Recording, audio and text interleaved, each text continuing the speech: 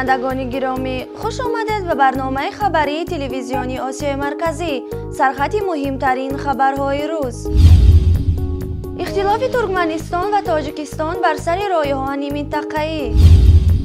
حمایت تاجیکستان از عملیات روسیه در سوریه و سفر رحمان به تهران. اعتراض ژورنالیستان: وزیر را ادوکاتی نکنید. آموزش رایگان برای شهروندان تاجیکستان در دانشگاه دوستی خلق‌های روسیه.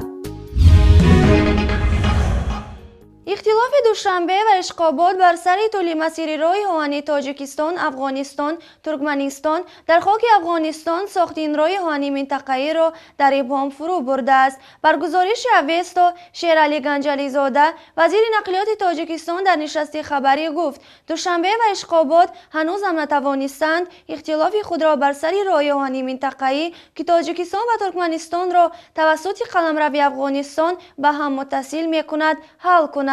وی افزود تاجیکستان برای ساخت این راه-آهن مسیری را پیشنهاد داده بود که تنها 160 کیلومتری آن از خاک افغانستان می‌گذرد و به همین سبب مناسب‌تر و از نگاه اقتصادی نیز به صرفه‌کارانه تر است. اما ترکمنستان مسیری را ارائه کرده است که طول آن در خاک افغانستان بیش از 500 کیلومتر خواهد بود. با گفته گنجلی زاده، مقامات ترکمنستان با رد طرح تاجیکستان همچنان بر اجرا شدن طرح طولانی و پرخرج خود اصرار می‌ورزند. تاجیکستان تمایل دارد از ناحیه جنوبی شهر توسی خود که در مرز با افغانستان است برای آهن ترکمنستان متصل شود، زیرا فاصله شهر توس تا نزدیکترین نقطه مرزی ترکمنستان 160 کیلومتر است. اما ترکمنستان تاکید می‌کند که راه آهن منطقه‌ای باید این کشور را از طریق بندر شیرخانی افغانستان به تاجیکستان متصل کند که این مسئله به معنای ساخت 500 کیلومتر راه آهن در شمال افغانستان است. تاجیکستان رسما از عملیات جنگی روسیه در سوریه حمایت کرد. این نکته زبان وزیر کارهای خارجه تاجیکستان در نشست مطبوعاتی‌اش صدا داد. سیراج‌الدین اسلف، وزیر کارهای خارجه تاجیکستان، در نشست مطبوعاتی‌اش در دوشنبه اظهار داشت که عملیات حربی روسیه در سوریه در چارچوب قانون‌های بین‌المللی انجام می‌شود و هدف روسیه حمایت از مردم سوریه است. اسلف گفت تاجیکستان به طور مثبت به شرکت روسیه در این حادثه ها نگاه میکند. در مورد مناسبات با ایران که بعد شرکت رئیس حزب ممنوع شده نهضت اسلامی تاجیکستان محیدین کبیری در کنفرانس وحدت اسلامی و واخوریش با رهبر ایران تیره شده بود، وزیر کارهای خارجه تاجیکستان گفت این نمیتواند مناسبات دو کشور را سرگرداند، اما اقدام ایران را مخالف و مناسبت دوستانه و برادرانه خواند.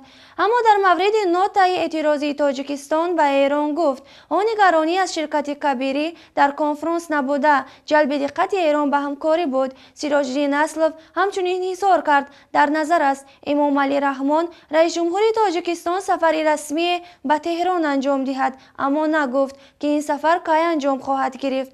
وزیر کارهای خارجه در مورد مناسبات تاجیکستان و ازبکستان هم اظهار نظر کرد و آن را یخشوی آب بین دو کشور نامید. او گفت مناسبات دو کشور با دیواخوری امام علی رحمان و اسلام کریموف رو به گرمی آورده است. بینندگان گرامی، اکنون برایتان خبرهای کوتاه‌ترین و مهم جهان را پیشکش می‌نماییم.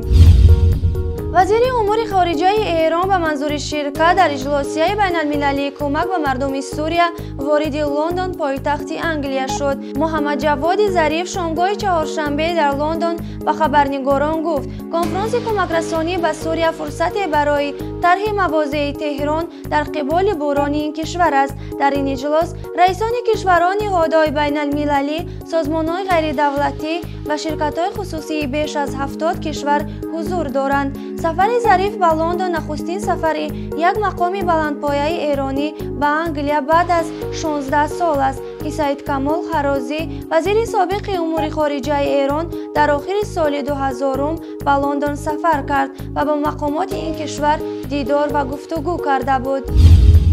سال گذشته تاجیکستان قرضش به کشورهای همسایه ازبکستان و قزاقستان را پورا پرداخت نموده است. معاون اول وزیر مالیه جمهوری جمشید کریمزاده در این رابطه اظهار کرد که اول سال گذشته حجم قرض تاجیکستان به ازبکستان حدود 8 میلیون و قزاقستان 12.2 میلیون دلار ایالات متحده آمریکا را تشکیل میداد به تمام پرداخت شده است. اما حجم عمومی قرض بیرونی تاجیکستان به اول سال روان 2 میلیارد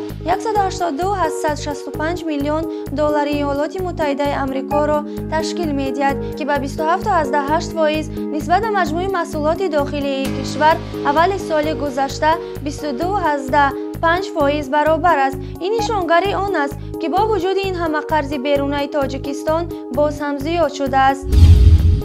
میرزا اسماعیل زاده رئیس شرکت برق تاجیک وعده داد که سال روان محدودیت در تامین مردم نواحی با نیروی برق بر وقت لغو خواهد شد. اسماعیل زاده امروز 4 فوریه ضمن نشست خبری در دوشنبه گفت فعلا مردم نواحی کشور 14 ساعت در یک شبانه روز با برق تامین می شوند. او افزود که با نظرداشت مساعد آمدن باد و هوا محدودیت انتقال برق به مردم نسبت سالهای پیشی بر وقت‌تر برداشته خواهد شد. امروز ضمن نشست مطبوعاتی وزارت رشد اقتصاد و سودا بین ژورنالیستان و رهبریت وزارت بحث شدید صورت گرفته است. اکثر ژورنالیستان به نعمت الله حکمت الله زاده وزیر رشد اقتصاد و سودا عاید به فعال نبودن مرکز مطبوعاتی وزارت سوال کردند. یکی از ژورنالیستان از وزیر عاید به درآمد و استحصالات در سال 2015 در کارخانه واحد دولتی آلومینی تالکو سبب‌های کم کردن تعداد کارگران، تعداد استفاده قوه برق و ارزش برق در این کارخانه سوال داد. سوال دوم در مورد سالانه چقدر مبلغ از حساب بودجه دولتی برای دانشجویان در کشورهای خارج تحصیل کرده صرف می شود بوده است. وزیر نعمت الله حکمت الله زاده به نظر می رسید که از پاسخ دادن راه گریز می جوید.